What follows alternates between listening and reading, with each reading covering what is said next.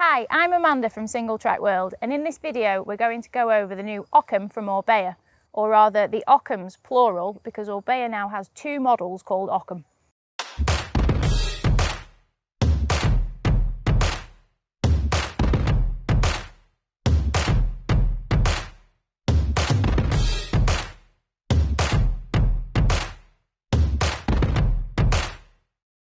Why on earth does it do that, you may ask? The simple answer is that an Occam is a trail bike, but the category we call trail bike is now so broad that Orbea has decided to cover it with two bikes instead of one. The two bikes in question are the Occam SL and the Occam LT. Now then, if you were to solely focus on the amount of suspension travel that these two Occams offer, you may roll your eyes and wonder what all the fuss is about. There's not that many millimetres of difference here. The SL has 140mm rear travel and the LT has 150mm. Without wishing to give the game away so early into the video, it's the difference between the two bikes' frame geometries and the suspension kinematics where the distinction between them is found. If you've ridden full suspension mountain bikes for any amount of time, you'll already be aware that the amount of travel they happen to have is not always the be-all and end-all of how that bike handles.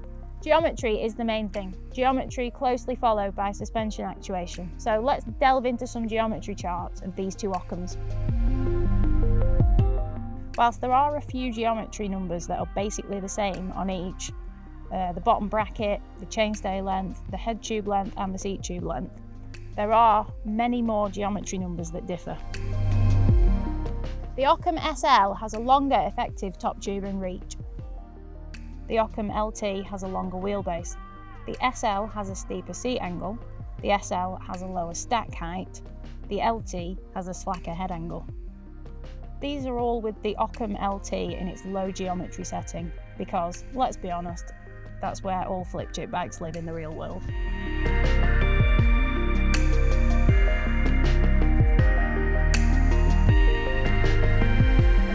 Why don't you choose one?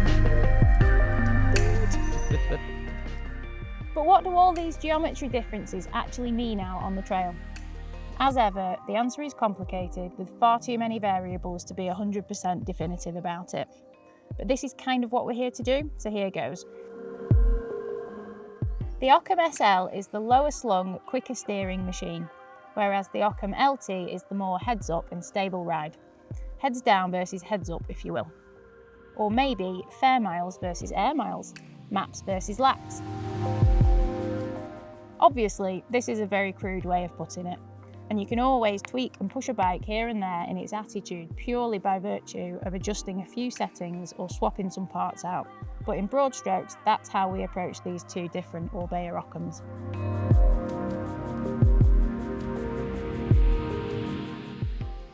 Delving into more geeky territory, we have the black arts of suspension kinematics to fathom and explain. Now then, both Occams have a relatively high level of anti-squat throughout the suspension stroke. It never really dips below 100%. Without getting bogged down in suspension theory, this essentially means that both Occam models have a strong focus on pedalling response, not just bump exhaustion. In layperson's terms, they shouldn't squidge under power. Your rider inputs should result in instant bike outputs. If you want an Orbea with less of a pedalling priority and more of a focus on heavy-hitting, traction-focused riding, have a look at the Orbea Occam. In terms of the progression of the suspension on both of the Occams, they are similar in one regard and quite different in another. They offer the same degree of progression, approximately 22% from sag, but the shape of the curve is different. The Occam SL's suspension is delivered much more linearly than the Occam LT. So what does this mean on the trail? It means so many different things at so many different times because that's the nature of mountain biking. But in a couple of nutshells, it means the SL has a higher level of support in the middle, whereas the LT has a softer mid-stroke but ramps up at the end. This makes sense in that the SL is more about hustle and pump, and the LT is more of a get-out-of-jail technical terrain tamer. Turning towards less complicated matters, there are some practical differences between the two Orbea Occams. The Occam SL comes with remote suspension lockout and the shock yoke is made from carbon fibre. The Occam LT has built-in geometry adjustment via the quick flip chip and the yoke shock mount. Officially, this adjusts the head angle by ½ degree and the bottom bracket height by 8mm. It also adjusts the seat angle and the reach by approximately 1 smidge. In terms of build kit, there are some items that leap out straight away as being indicative of the two different attitudes and intentions of these two different Occams, namely the forks, the rear shocks and the tyres. The Occam SL sports 140mm travel Fox Float 34 up front and a Fox Float shock at the rear, both with remote lockout. The Occam LT gets a girthier Fox Float 36 fork with a generous 160mm of travel, and this M-Team spec model gets that eye-catchingly orange Fox VHX coil shock at the rear.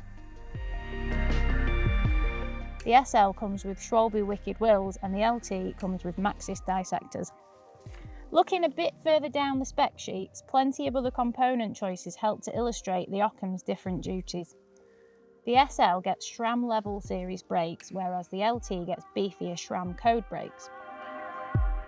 The wheelset on the SL is the lighter and narrower rim Aqua Mountain Performance compared to the wider rim and sturdier Aqua Mountain control wheels on the Occam LT. Even the saddles tell a tale.